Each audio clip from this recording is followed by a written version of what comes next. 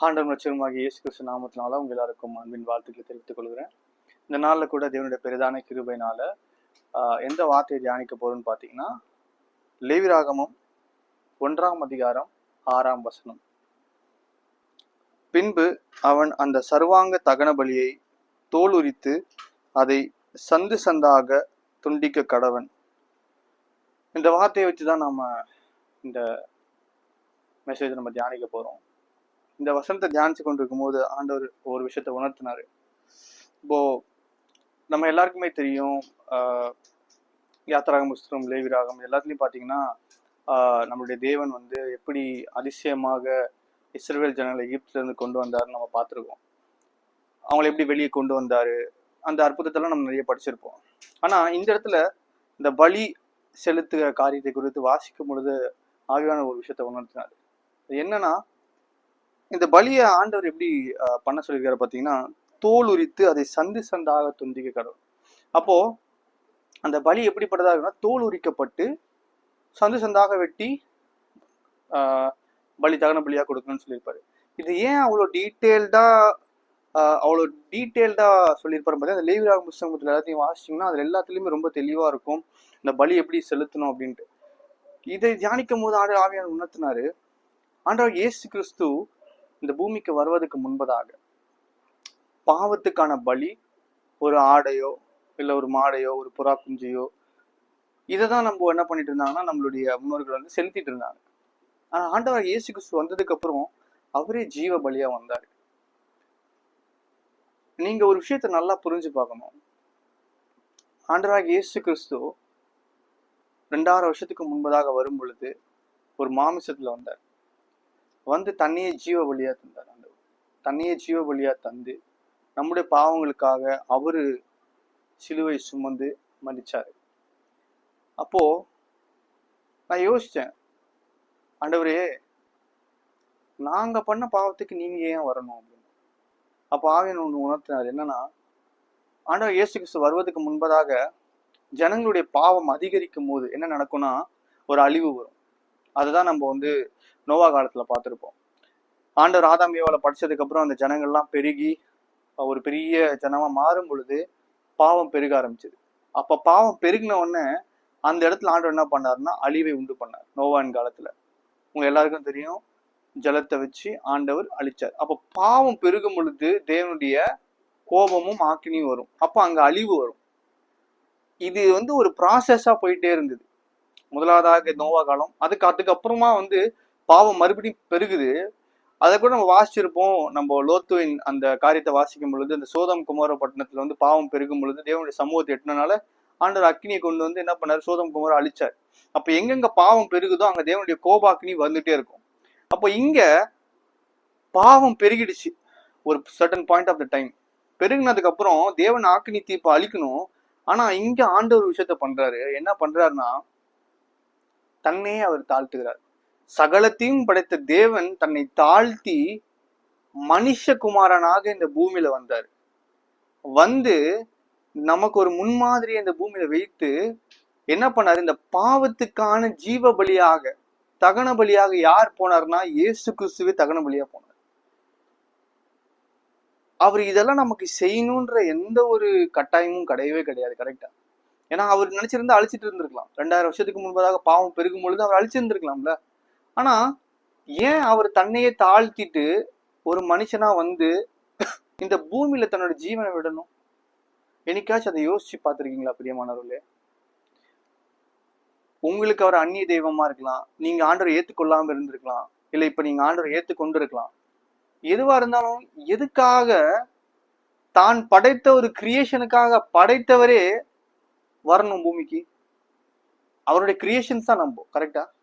அவருடைய கிரியேஷன்ஸா இருக்க நாம என்னைக்குமே நம்ம ஒரு விஷயத்த படைச்சோம்னா அந்த படைப்பு அழிகுதுன்றதுக்காக கிரியேட்டர் போய் இது பண்ணிக்க மாட்டான், அழிச்சிக்க மாட்டான். கரெக்டா? நீங்க ஒரு விஷயத்த கண்டுபிடிக்கிறீங்க, அந்த கண்டுபிடிக்கிறது ஏதாவது ஒரு பிரச்சனை ஆகுதுன்னா அது கண்டுபிடிக்க சரி செய்ய பார்ப்பீங்க. சரி செய்ய முடியலன்னா வேற ஒன்றத்தை கண்டுபிடிக்க பார்ப்பீங்க.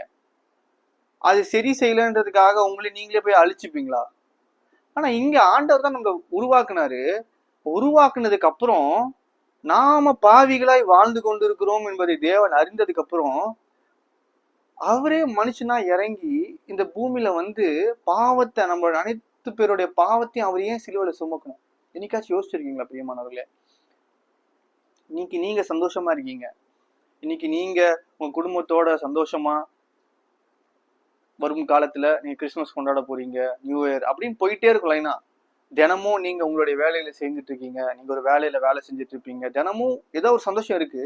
ஆனா இதுக்காக ஒருத்தர் சாக்ரிஃபைஸ் பண்ணிருக்காரு தன்னுடைய ஜீவனை, அதை குறிச்சு எனக்கா யோசிச்சிருக்கீங்களா? நாம இன்னைக்கு சந்தோஷமா நம்ம குடும்பத்தோட இருக்கிறோமே, அதுக்கு யாரோ ஒருத்தர் விலைக்கரை செலுத்திருக்கணும்ல. அதுதான் ஆண்டவர் இயேசு கிறிஸ்து. உங்க சந்தோஷத்துக்காக, உங்களுடைய பாவத்தை போக்குறதுக்காக அவர் தன்னை தாழ்த்தி சிலுவையில பலியானார். நம்ம எல்லாருக்குமே அவர் சிலுவையில பலியானார் அப்படின்றது மட்டும் தான் தெரியும், கரெக்டா? ஆனா அவர் எவ்வளவு பாடுபட்டு இருக்கிறாரு, கஷ்டப்பட்டு இருக்கிறாருன்றது என்னைக்காச்சும் யோசிச்சிருப்போமா? நம்ம பேஷன் ஆஃப் த கிரைஸ்ட்னு சொல்லி ஒரு மூவி இருக்கு, அநேக பேர் நீங்க பார்த்துருப்பீங்க. அதுல அந்த கேரக்டர் நடிச்ச, அந்த இயேசு கிறிஸ்துவ நடிச்ச அந்த கேரக்டர் அந்த படத்துல எவ்வளவு மோசமான ஒரு ஒரு ஒரு டார்மெண்டேஷனுக்குள்ள போயிருப்பாங்க, ஒரு சோதனைக்குள்ளே, ஒரு ஒரு கஷ்டமான ஒரு சூழ்நிலைக்குள்ள போய் எவ்வளவு அடி வாங்கி இது பண்ணியிருப்பாங்க அந்த படத்துல. அதை பார்க்கும்போது, அதை பார்த்த அநேகர் கண்ணீர் சிந்தினாங்க. அந்த படத்தை பார்க்கும்போது கண்ணீர் சிந்தினாங்க, எமோஷனல் ஆனாங்க. ஆண்டவர் எங்களுக்காக இவ்வளவு கஷ்டப்பட்டு இருக்காங்க அப்படின்னு சொல்லிட்டு அந்த படம் முடிஞ்சதுக்கு அப்புறம் என்னாச்சு? அந்த படத்துல காட்டுற அவ்வளவு காயப்பட்டு, அந்த இயேசு கிறிஸ்துவ நடிச்ச அவ்வளவு காயப்பட்டு சிலுவையில் அறையப்படும் போது அவ்வளவு அகோரமாக, பார்க்கும் போதே அப்படியே பார்க்கறதுக்கு ஏத்த மாதிரி இல்லாத அளவுக்கு அவ்வளவு ஒரு கொடூரமாக அவரை அப்படியே அடிச்சு சதையெல்லாம் பிஞ்சு போய் பண்ணிருப்பாங்க. ஆனா அதை பார்த்துட்டு நம்ம வெளியே வந்ததுக்கு அப்புறம் என்ன பண்ணோம்? நம்ம அதை பத்தி யோசிச்சோமா? அந்த படத்துல பார்க்கும்போது நமக்கு அவ்வளவு எமோஷன் வருது, ஒரு இது வருது. ஆனா நம்மளுடைய ரெகுலர் லைஃப்ல அதை பத்தி யோசிக்கிறோமா? இப்ப நான் சந்தோஷமா இருக்கேனே, அதுக்கு காரணம் யாரு? நான் சமாதானமா இருக்கேன், அதுக்கு யாரு காரணம்?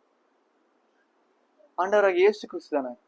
அவர் தானே உங்களுக்காக தன்னுடைய ஜீவனை தந்திருக்காரு. நாம் இன்னைக்கு சந்தோஷமா இருக்கிறதுக்கு ரீசன் யார்? ஆண்டவர் இயேசு கிறிஸ்து. அதை நம்ம என்னைக்காச்சும் யோசிக்கிறோமா பெரியமானவர்களே? நாம் அதை யோசிக்கிறது கிடையாது. ஏன்னா நமக்கு அது கிராண்டடா கிடைச்சிருச்சுன்னு ஒரு மைண்ட் செட் வச்சிருக்கனால நாம் அதை குறித்து என்ன பண்றோம்? வருத்தப்படுறதும் கிடையாது, அதை குறித்து யோசிக்கிறதும் கிடையாது. நமக்கு வேண்டிய காரியத்தை நாம் நம்ம வாழ்க்கையில செய்து கொண்டு நம்ம சந்தோஷமா இருக்கோம். ஆனா நமக்காக ஒருத்தர் விளையாட செஞ்சிருக்காரு. படைத்த படைப்பாளியே தன்னோட ஜீவன் இந்த பூமியில வந்து கொடுத்திருக்கிறார். ஆண்டவர் அப்பதான் ஒரு விஷயத்த உணர்த்தினார். அவர் பட்ட காயம் எப்படிப்பட்டதா இருக்கும் அப்படின்றத அவர் காட்டினார் வேதத்துல. அதை பார்க்கும் பொழுதுதான் தெரிஞ்சது, ஒரு ஒரு தெய்வம், சகலத்தையும் படைத்த தெய்வம் ஏன் இவ்வளவு கஷ்டப்படணும்? ஏன் இவ்வளவு கஷ்டப்படணும்னா அதுக்கு ஒரே காரணம், அவர் உங்களை நேசிக்கிறார், உங்க மேல அன்பு வச்சிருக்கார். என் மக போயிடக்கூடாது, நரகத்துக்கு போயிடக்கூடாது, பாதாளத்துக்குள்ள போயிடக்கூடாது, பாவத்துல போகக்கூடாதுன்னு சொல்லி அந்த ஒரே ஒரு ரீசனுக்காக மாத்திரம் அவர் அடிக்கப்பட்ட ஆட்டுக்குட்டியை போல தன்னுடைய வாயை திறவாமல் அவ்வளவு பாடுகளையும் சகித்து தேவன் சிலுவையில பலியானார். உங்களுடைய பாவத்துக்காகவும் என்னுடைய பாவத்துக்காகவும் தான். ஆனா நீங்க எதுக்காச்சும் யோசிச்சிருக்குமா? ஏன், எதுக்காக நமக்கு இவ்வளவு பண்றாரு? யார் அவரு? எனக்காக ஏன் இவ்வளவு செய்யறாரு? உங்களுடைய தாய் தகப்பனும் உங்களுக்கு அந்த அளவுக்கு செய்ய மாட்டாங்க. ஒரு சர்டன் பாயிண்ட்டுக்கு மேல போச்சுன்னா அவங்களால என்ன பண்ண முடியாது, செய்ய முடியாது. ஒரு லிமிட் தான் எல்லாத்துக்கும். ஆனா ஒருத்தர் லிமிட்டை தாண்டி தன்னை வருத்தி கொள்ளுறாருன்னா எந்த அளவுக்கு உங்களை அவர் நேசிச்சிருப்பார் பிரியமானவர்களே. அவருடைய அன்பை குறித்து நம்ம யோசிக்கிறதே கிடையாது. நாம என்னன்னா, நம்ம குடும்பம், நம்ம கணவன், நம்ம மனைவி, நம்ம பிள்ளைகள், நம்மளுடைய அப்பா, நம்முடைய அம்மா, நம்முடைய சகோதரர்கள், நம்ம உற்றார் உணவினர் எல்லாரும் அப்படின்னு இருக்குமே தவிர உங்களுக்காக விளைக்கரத்தை செலுத்தின ஒருத்தர் அங்க இருக்கிறாரு. அதை குறித்து என்னைக்காச்சும் யோசிச்சிருக்கீங்களா பிரியமானவர்களே? ஒரு வசனத்தை நம்ம வாசிச்சு அடுத்துக்குள்ள கடந்து செல்லுவோம். ஏசாயா 52 அதிகாரம் 13 14. இதோ என் தாசன் ஞானமாய் நடப்பார், அவர் உயர்த்தப்பட்டு மேன்மையும் மகா உன்னதுமாய் இருப்பார். மனுஷனை பார்க்கிலும் அவருடைய முக பார்வையையும் மனுபுத்திரனை பார்க்கிலும் அவருடைய ரூபமும் இவ்வளவு அந்த கேடு அடைந்தபடினாலே அவரை கண்ட அநேகர் பிரமிப்படைந்தார்கள். இந்த வசனத்தை வாசிக்கும் போதுதான் எனக்கு புரிஞ்சுது. அவன் உணர்த்தினாரு, ஒரு மனுஷனை எந்த அளவுக்கு அடிச்சிருந்தாங்கன்னா அந்த மனுஷனுடைய முகம் ரூபமே மாறி போயிருக்காமா. அந்த மனுஷன் அவருடைய ரூபம் இவ்வளவு அந்த கேடு அடைந்தபடினாலே அவர்களை கண்டு அநேகர் பிரமிப்படைந்து ஆச்சரியப்பட்டாங்க. இப்படி ஒரு கிரியேச்சரா அப்படின்ற பாக்குற அளவுக்கு கோரத்தனமா அவரை அடிச்சு காயப்படுத்திருக்காங்க. அவருடைய முகம் பாவனை இல்லாம போச்சான். அவர் ஹியூமன் ஃபார்ம்ல இல்லாம போயிட்டாராமா. அவரு ஹியூமனா இல்ல ஏதோ ஒரு ஒரு கரிய கொத்தி வச்சா எப்படி இருக்கும் அந்த மாதிரி இருக்கிற ஏதோ ஒரு விஷயமா அப்படின்ற மாதிரி அவர் இருந்தாராமா. அப்ப எந்த அளவுக்கு அவர் காயப்பட்டிருப்பார் பிரியமானவர்கள். நீங்க பார்த்திருக்க அந்த பேஷன் ஆஃப் கிரைஸ்ட்ல அந்த காட்டின சீன்ஸனோ 10% தான் ஆண்டவர் காயப்பட்டது.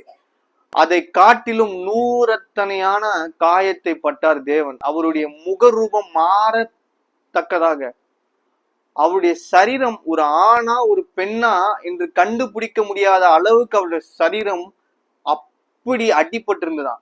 வேதத்துல வாசிப்போம், அவருடைய சரீரம் உழுகிற நிலத்தை போல இருந்துச்சாமா. உழுகிற நிலம் எப்படி இருக்கும் தெரியல, ஒரு நிலம் உழுறப்பட்டா எப்படி இருக்குன்னா பாலபாலமா இருக்குமா. அவருடைய சரீரம் முழுவதும் பாலபாலமா இருந்துச்சாமா. இப்ப அந்த வசனத்தை வாசிப்ப லேவியராகமம் 1:6 பாத்தீங்கன்னா, தோல் உரிக்கப்பட்டு சந்து சந்தாக, ஒரு கறியை வெட்டும் போது சந்து சந்தா வெட்டும் போது பீஸா வெட்டுவோம்ல, அவருடைய சரீரம் அப்படிப்பட்டதாக இருந்ததாமா. பீஸா வெட்டப்பட்டு தோல் உரிக்கப்பட்டு, அவருடைய சரீரத்திற்கு தோல் உரிக்கப்பட்டு அவருடைய விழா எலும்பு வெளியில தெரியற மாதிரி அவர் அவ்வளவு காயப்பட்டிருக்கிறார்.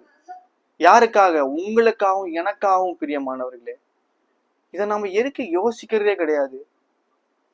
எனக்காக அவர் சிலுவையில மரிச்சிருக்கிறாருன்னா நமக்கு தெரியுது. ஆனா அவர் பட்ட டார்மெண்டேஷன், அவர் பட்ட கஷ்டங்களை குறித்து நம்ம ஒரு நாள் யோசிக்க மாட்டோம். அதை குறித்து யோசிக்கிறவளா இருந்தோம்னா நாம இப்போ பாவத்தை செய்துட்டு உலக இச்சைக்கு பின்பதான் போய் கொண்டிருக்க மாட்டோம். அடுத்த வசனத்தை வாசிப்போம். ஏசாயா 53:2 இளங்கிளைகளைப் போலவும் வறண்ட நிலத்திலிருந்து துளிர்க்கிற வேரை போலவும் அவனுக்கு முன்பாக எழும்புகிறார். அவருக்கு அழகும் இல்லை, சௌந்தரியமும் இல்லை. அவரை பார்க்கும்போது நாம் அவரை விரும்பத்தக்க ரூபம் அவருக்கு இல்லாதிருந்தது. அப்படின்னா அவர் அழகும் இல்லை, சௌந்தரியம் இல்லை. நமக்கு தெரியும் ஆண்டவர் இயேசு கிறிஸ்து பூர்ண அழகு உள்ளவர், பூர்ண சௌந்தரியம் உள்ளவர்னு வாசித்திருக்கோம் வேதத்துல. இங்க வேதத்துல சொல்றதுக்கு அவருக்கு அழகும் இல்லை, சௌந்தரியம் இல்லை. அவரை பார்க்கிறவர்கள் அவரை விரும்பத்தக்கதாக ஒரு ரூபம் இல்லைன்னா எந்த அளவுக்கு கொடூரமா இருந்திருப்பாரு பாருங்க பிரியமானவர்கள். எந்த அளவுக்கு கொடூரமா. எப்போ ஒரு மனுஷனை ஒருத்தன் விரும்ப மாட்டானா அவனுடைய அப்பீரன்ஸ் அவ்வளவு அசிங்கமா அருவருப்பா இருந்தா மட்டும்தான் ஒருத்தன் அவன்கிட்ட போக மாட்டான், தொட மாட்டான். அந்த மாதிரி மாறினாரு. எதுக்காக? நம்மளுடைய பாவம், உலகத்துல இருக்க சகல பாவத்தையும் தன்னுடைய சரீரத்துல சுமந்தனால அவருக்கு அந்த கேடான ஒரு ரூபம் வந்தது.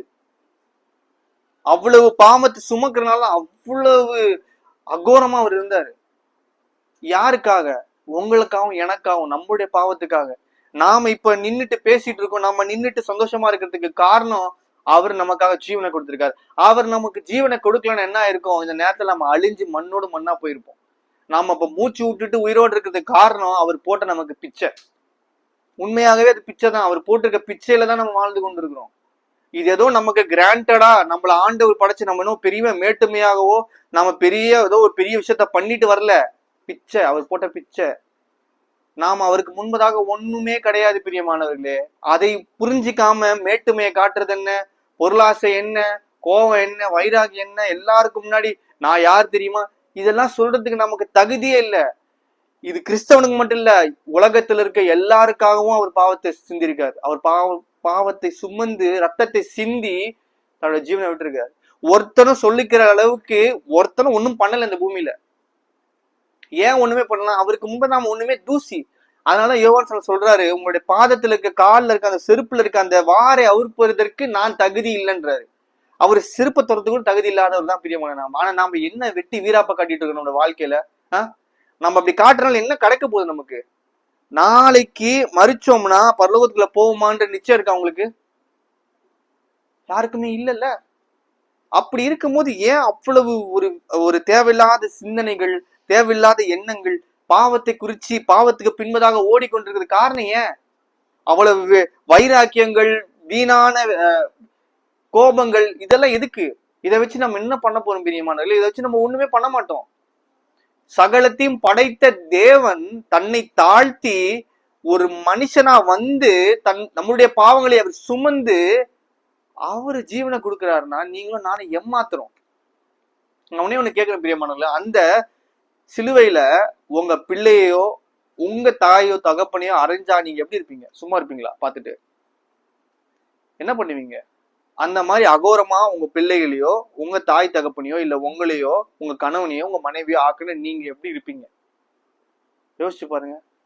சந்தோஷமா சிரிச்சுட்டு உட்காந்துருப்பீங்களா?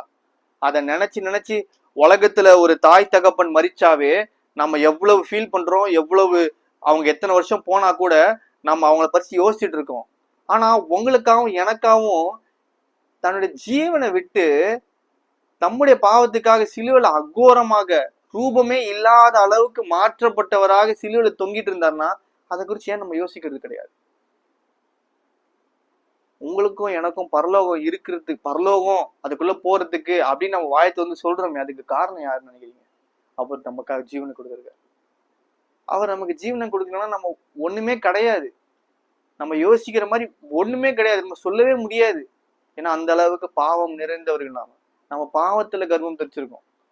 ஆனா அவரு பரிசுத்தத்துல, அவருக்கும் நமக்கும் பாவத்துக்கும் பரிசுத்தத்துக்கும் ஏணி வச்சா கூட எட்டாது. பரலோகம் அப்படிப்பட்ட ஒரு இடமா இருக்கு பிரியமானவர்களே. அதை குறித்து நம்ம ஏன் யோசிக்கிறது கிடையாது? தினமும் உங்களோட 24 மணி நேரத்துல நீங்க எவ்வளவு நேரம் தேவனை குறிச்சு யோசிப்பீங்க? உங்களோட வேலையை குறிச்சு யோசிப்பீங்க, உங்களுடைய ஃபியூச்சரை குறிச்சு யோசிப்பீங்க, உங்க பிள்ளைகளை குறிச்சு யோசிப்பீங்க, என்ன சாப்பிடணும்னு யோசிப்பீங்க, என்ன தூங்கும் போது இப்படி எத்தனை மணிக்கு தூங்க போறோம்னு யோசிப்பீங்க, என்ன ஷாப்பிங் பண்ணணும்னு யோசிப்பீங்க, எல்லாம் யோசிப்பீங்க. ஆண்டரை பத்தி எவ்வளவு நேரம் யோசிக்கிறீங்க பிரியமானவர்களே?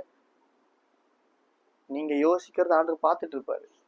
சும்மா ஏதோ ஆண்டோடைய வருகை வந்துச்சுன்னா அப்படியே நம்ம கண்களை மூடணும்னு அப்படியே மறுரூபமாக்கப்பட்டு எடுத்துக்கொள்ளப்படும்லாம் தயவு செஞ்சுக்கும் நினைச்சிடாதீங்க. போகவே மாட்டோம். ஏன் போகவே மாட்டோம்னா அவரை இரவும் பகலும் தியானிக்கிற மனுஷன், வேதத்தை இரவும் பகலும் தியானிக்கிற மனுஷன் பாக்கியம். இரவும் பகலும்னா எந்நேரமும் தேவனை குறித்து யோசித்திருக்க மனுஷன் மாத்திரம் தான் பாக்கியவான். அப்ப எனக்கு உலகத்துல வாழ்றதுக்கு ஒரு இதுவே இல்லையா அப்படின்னு கேட்டீங்கன்னா, உலகத்துல உங்களை வாழ வைக்கிறதுக்காக தேவன் அனுப்பல. தேவன் உங்களை படைத்ததுக்கான ரீசன் என்னன்னு புரிச்சுக்கோங்க. அவரை நீங்கள் ஆராதிப்பதுக்கும் அவரை நாமத்தை மகிமைப்படுத்துவதுக்காக தான். நீங்க இங்க வந்து குழந்தை குட்டியை பெத்துட்டு சந்தோஷமா வாழ்றதுக்காக தேவன் உங்களை படைக்கல. தேவன் உங்களை பெருக சொன்னாரு. ஆனாலும் அது பரிசுத்தம் உள்ள சந்ததியா இருக்கணும். பாவத்துக்கு பின்னாடி செல்லுகிற சந்ததியாக உங்களை படைக்கல ஆண்டவர். அந்த சந்ததி தேவனுடைய சமூகத்துக்கு வரும் பொழுது அவர்கள் எல்லாரும் சேர்ந்து தேவனை ஆராதிக்கும்படியாக இருக்கும்படியாக தான் தேவன் உங்களை படைத்திருக்கிறார் பிரியமானவர்களே. அத மெயினான ரீசனை மறந்துட்டு மத்த உலக காரியத்துக்கு பின்பதாக உங்களுடைய இருதயத்தை வச்சீங்கன்னா நீங்க எந்த பேசஸ்ல பரலோகத்துக்குள்ள போவீங்க பிரியமானவர்களே?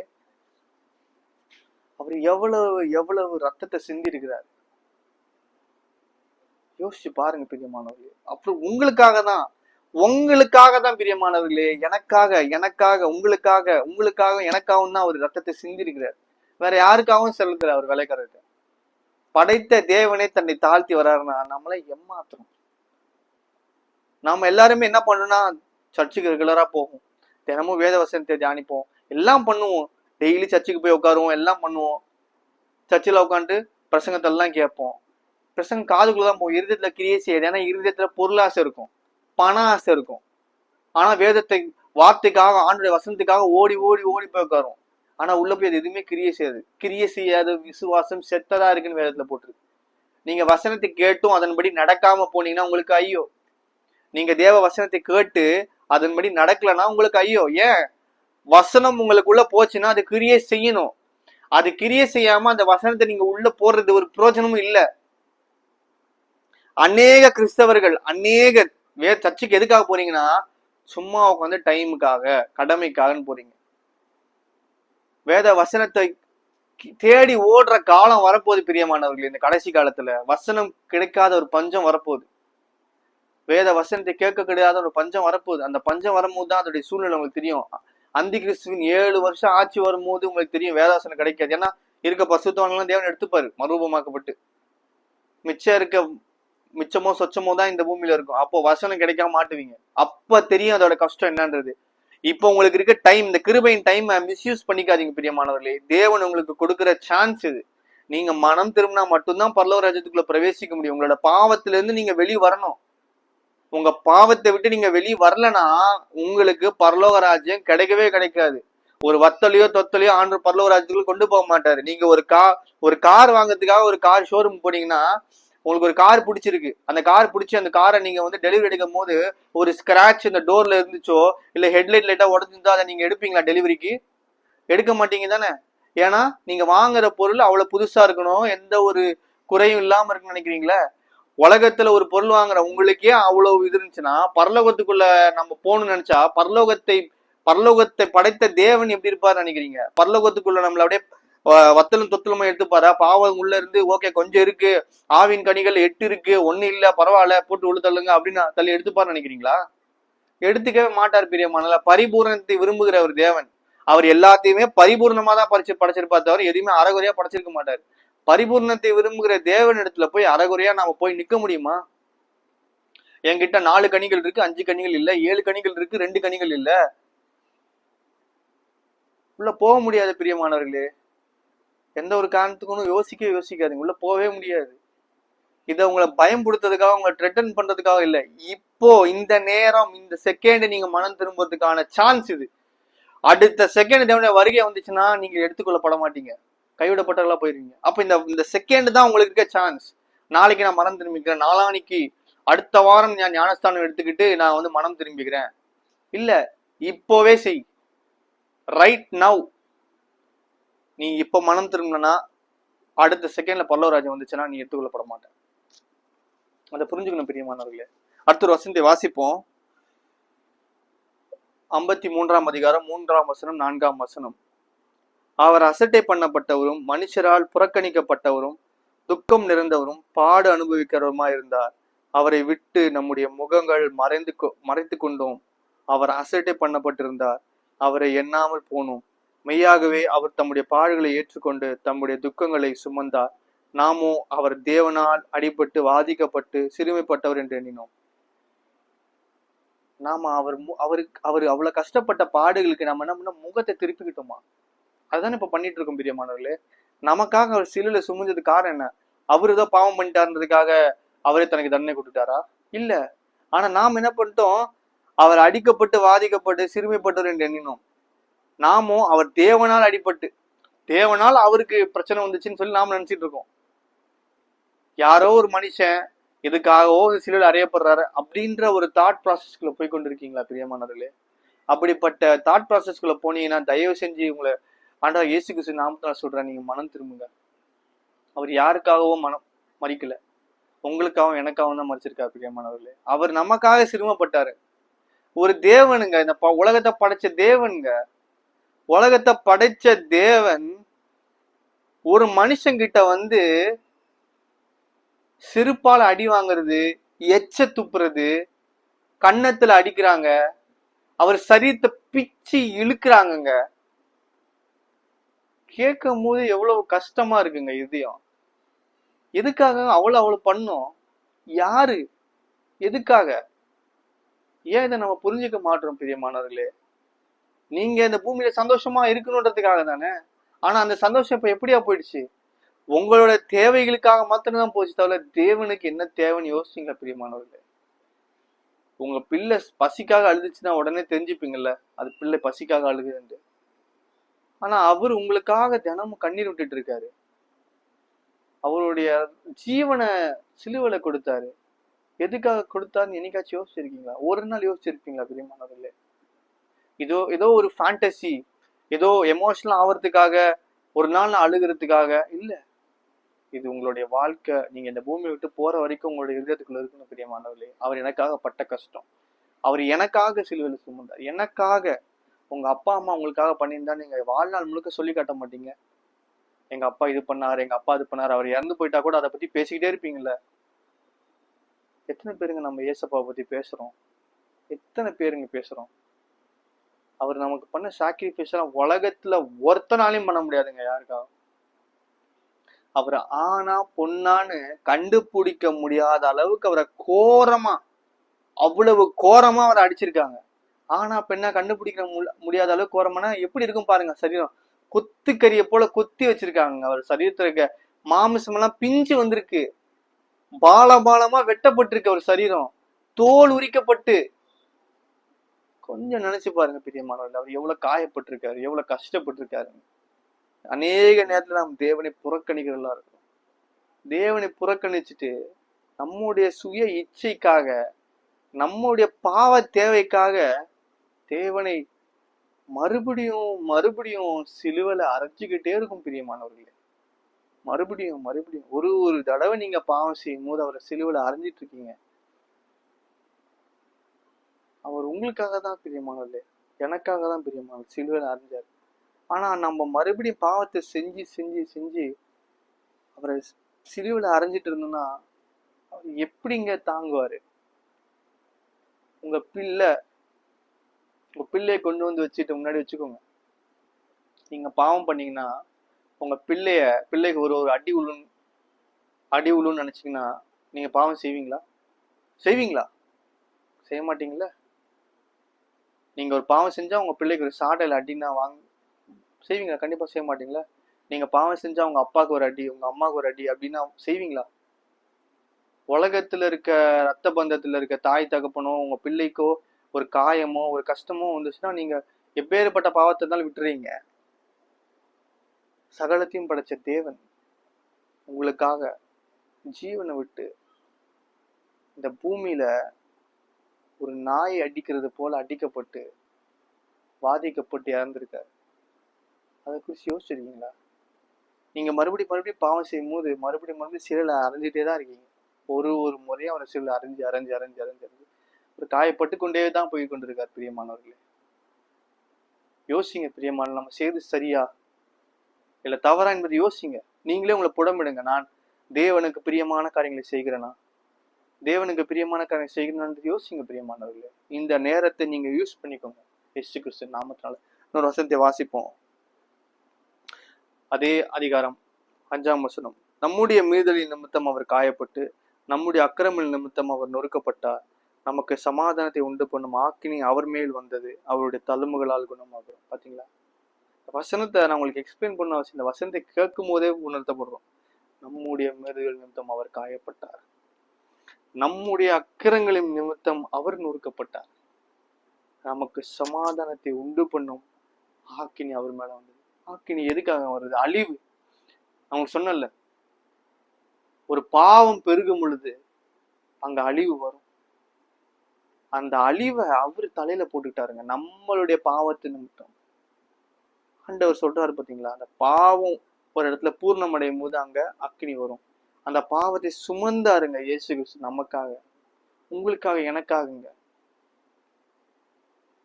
தயவு செஞ்சு சகோதர சகோதரிகளே, தயவு செஞ்சு நீங்க மனம் திரும்புங்க பிரியமானவர்களே. ஆண்டவர் உங்களை அவரோடு கூட வச்சுக்கணும்னு ஆசைப்படுறாரு, அவரோடு கூட பரலோகத்துக்கு கொண்டு போகணும்னு ஆசைப்படுறாரு. நீங்க பூமியில பாவத்துல மறிச்சு உங்களை ஆத்மா நரகத்துக்குள்ள போகணும்னு அவர் ஒரு நாளும் யோசிக்கிறது இல்லை பிரியமானவர்களே. அவர் அதை யோசிச்சிருந்தாருன்னா அவர் தன்னோட ஜீவன் கொடுத்துருக்கணும்னு அவசியமே இல்லை. எதுக்காக கொடுத்தாரு இந்த பூமியில உங்களுக்காக ஜீவனை? நீங்களும் நானும் சந்தோஷமா இருக்கணும் தானே? நாம சந்தோஷமா இருக்கிறோம், ஆனா உலக ரீதியா சந்தோஷமா இருக்கிறோம், ஆவிக்குரிய ரீதியமா சந்தோஷமா இல்லை பிரியமானவர்களே. ஆவிக்குரிய காரியங்களை நம்ம தேடுறதும் இல்லை பிரியமானவர்களே. உலகத்தின் காரியத்துக்கு பின்பதாக நம்ம ஓடிக்கொண்டே இருக்கிறோம். தயவு செஞ்சு அதை மாற்றிக்கொள்ளுங்க பிரியமானவர்களே. அடுத்த வசனத்தை தனிப்போம். 53:6. நம்ம எல்லாருக்கும் ஆடுகளை போல வழி தப்பி திரிந்து அவனவன் தன் வழியிலே போனோம், கர்த்தரோ நம் எல்லாருடைய அக்கிரமத்தையும் அவர் மேல் விழ பண்ணினார். நம்மளுடைய இஷ்டத்துக்கு, நம்மளுடைய சுய இச்சைக்குபடி நம்ம போனோம். ஆனா தேவன் பார்த்தாரு, என் பிள்ளைங்க இந்த மாதிரி வழி தப்பி போயிட்டே இருந்தாங்கன்னா அவங்கள வழி நடத்துறதுக்கு வேற யாரும் இல்லைன்னு சொல்லி அப்படியே தன்னை தாழ்த்தி இந்த பூமியில வந்து தன்னோட ஜீவனை கொடுத்து அவரே நம்ம என்ன பண்ணிருக்காரு, மீட்டு கொண்டிருக்காரு தன்னுடைய ரத்தத்தினால. பிரியமானவர்களே, இந்த நேரத்தை நீங்க யோசிங்க. யோசிச்சு நான் செய்கிறது சரிதானா, நான் தேவனுக்கு பிரியமான காரியங்களை செய்கிறேன்னா இல்லையான்றது யோசிக்கணும். அவரு அத்தொரு வசனம் இருக்கு, 7ஆம் வசனம். அவர் நொறுக்கப்பட்டும் ஒடுக்கப்பட்டும் இருந்தார், ஆனாலும் தம்முடைய வாயை அவர் திறக்கவில்லை.